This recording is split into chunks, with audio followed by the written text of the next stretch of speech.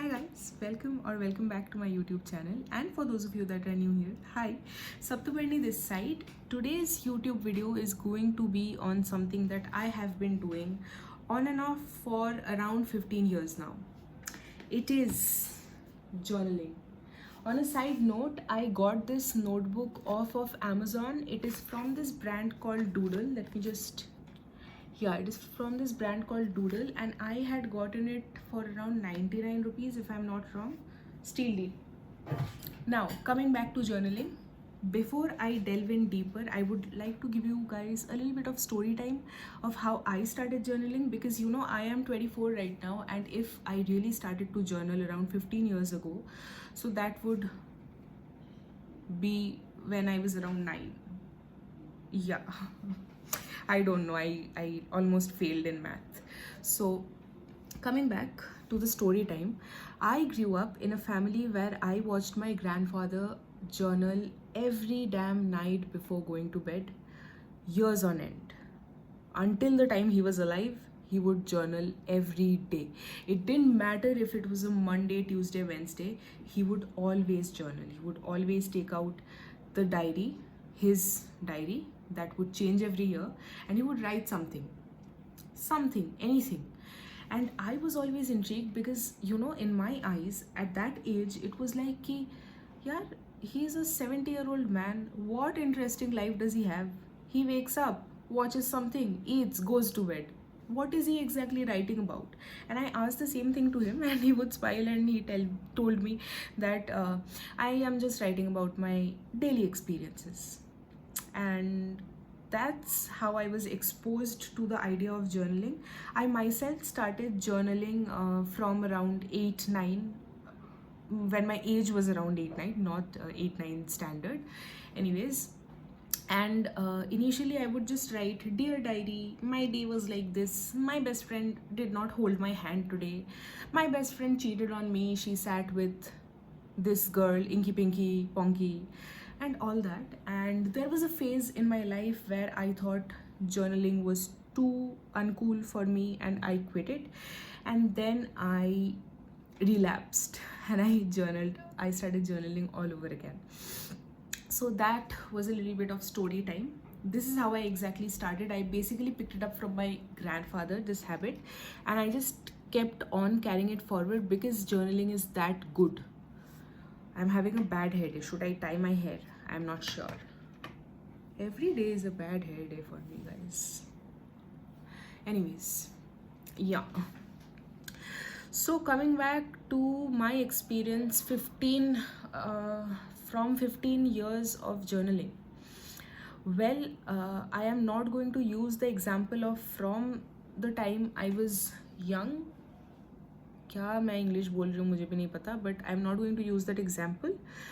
But I'm going to tell you what happened when I relapsed and I started journaling all over again a couple of years ago. Initially, when I started, just a couple of years ago, when I restarted, the problem I was facing every day was कि मैं लिखूँ क्या? There is one thing in the journaling community that people don't address much, and I think it's very important, is that we often journal with the perspective ki what happens if somebody reads my journal. You know what I mean? Like the English has to be proper. What if we make cuts? No, that looks too bad. And what if I use poor English? What if I use poor whichever language I'm writing in? What if there are grammatical errors? What will we do?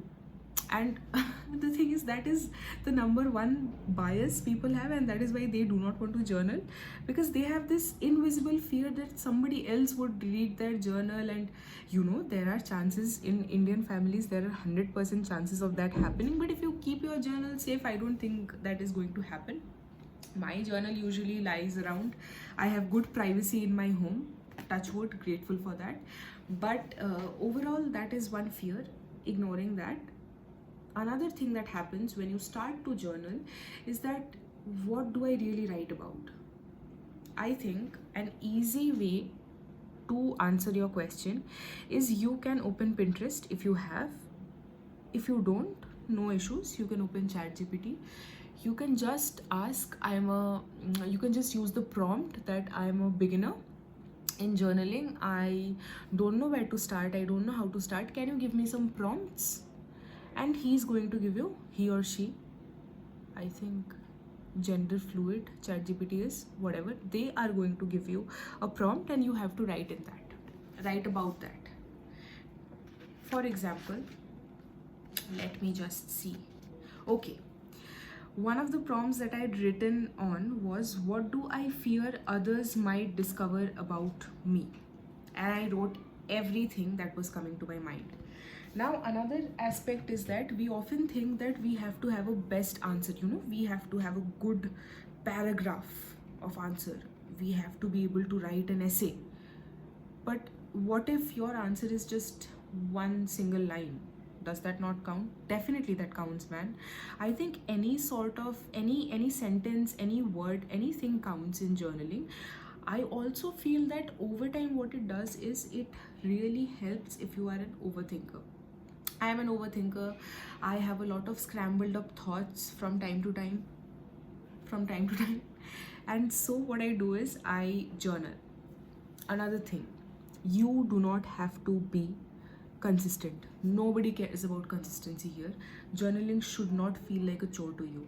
It is something you do to feel better, to feel better mental wise and to feel better overall about yourself. And journaling is not for everyone. Do it if you're interested. Do it only if you're interested, and if this entire conversation between you and me, it feels intriguing and you're like, okay, let's try, only then do it. If you think that journaling is something that is so tough and all that, then maybe don't. But I think it's always worth trying. How will you know you don't like something if you don't try it? They said, and I agree with them. So that was today's video. It was a little haphazard, I'm guessing, but if it was, sorry. And I am having a terrible hair day, but also shout out to my cute Hello Kitty night dress. Signing off, guys. Bye bye. Good night.